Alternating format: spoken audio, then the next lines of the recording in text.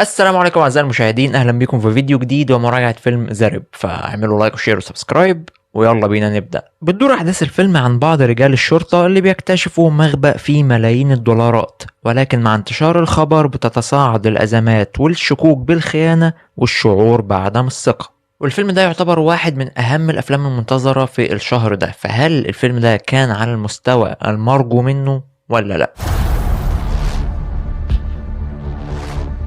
اتكلم عن جزئية القصة والسيناريو. تقديم القصة في الفيلم كان حلو جدا. الفيلم مش بيقدم لك بقى شخصيات وبيقدم العالم بتاعه كده، لا، الفيلم بيرميك وسط الاحداث بتاعته على طول وانت تتعامل بقى. بيعتمد في تقديمه على طريقة اللي هو انا هقول لك مين دولت ولكن واحنا شغالين، لان احنا في ازمات ومعضلات بنحاول نحلها، فمفيش وقت ان احنا هنقدم العالم بتاعنا والشخصيات بتاعتنا، احنا هنقدم لك الحدث على طول وانت اتعامل فيه. وده اتعمل بطريقة حلوة جدا وبطريقة ملفتة للانتباه، تخليك من اول الفيلم للنهاية انت قاعد مشدود للاحداث. حيهم على طريقة تقديم القصة بتاعتهم، اللي لو كان فيها اي حاجة غلط اتعملت كانت هتبوظ منهم الدنيا، ولكن هم عملوها بشكل كويس وقدروا ان هم يخلوني كمشاهد انتباهي يكون معاهم طول احداث الفيلم. ده طبعا لان الفيلم قدم احداث قوية من البداية وبرتم سريع وخالي من اي نوع من انواع الملل. وكمان الفيلم قدم مستوى جيد جدا من القلق والتوتر والشك، لان في شخصيات كتيره موجوده معانا في الفيلم هتلاقي حواليها علامات استفهام وهتبقى مش عارف الشخصيه دي هي طيبه ولا شريره. وده لان الفيلم بيحطك في معضله اخلاقيه حقيقيه موجوده بالنسبه لافراد الشرطه اللي موجودين في الاحداث، لان الناس قدامهم فلوس كتيره جدا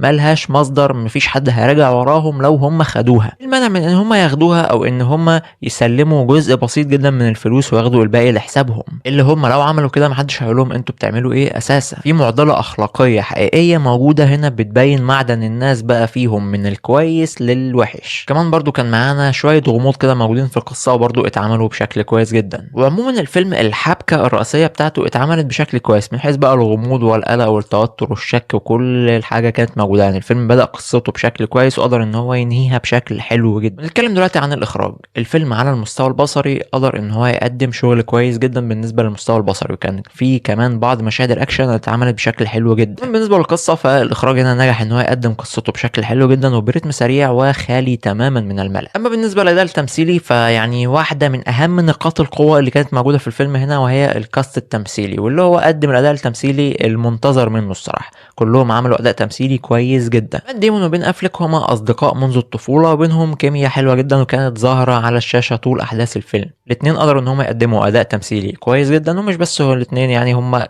اي حد ظهر في احداث الفيلم قدر ان هو يقدم اداء تمثيلي كويس جدا بحسب المساحات اللي كانت متاحه ليه. تقييم الفيلم هو 7.5/10. الفيلم قدم قصته بشكل مميز جدا برتم سريع قوي وخالي من الملل، وكمان قدر يقدم جانب حلو جدا من القلق والتوتر والشكوك في الشخصيات اللي موجوده على مدار احداث الفيلم، مع اخراج مميز واداء تمثيلي ولا اروع. وبس كده اعزائي المشاهدين، يكون خلاص فيديو النهارده. ما تنسوش تدعموني وتعملوا لايك وشير وتاكدوا ان انتم مشتركين في القناه ومفعلين الجرس عشان يوصلكم كل جديد، واشوفكم تاني في فيديوهات جايه كتير ان شاء الله.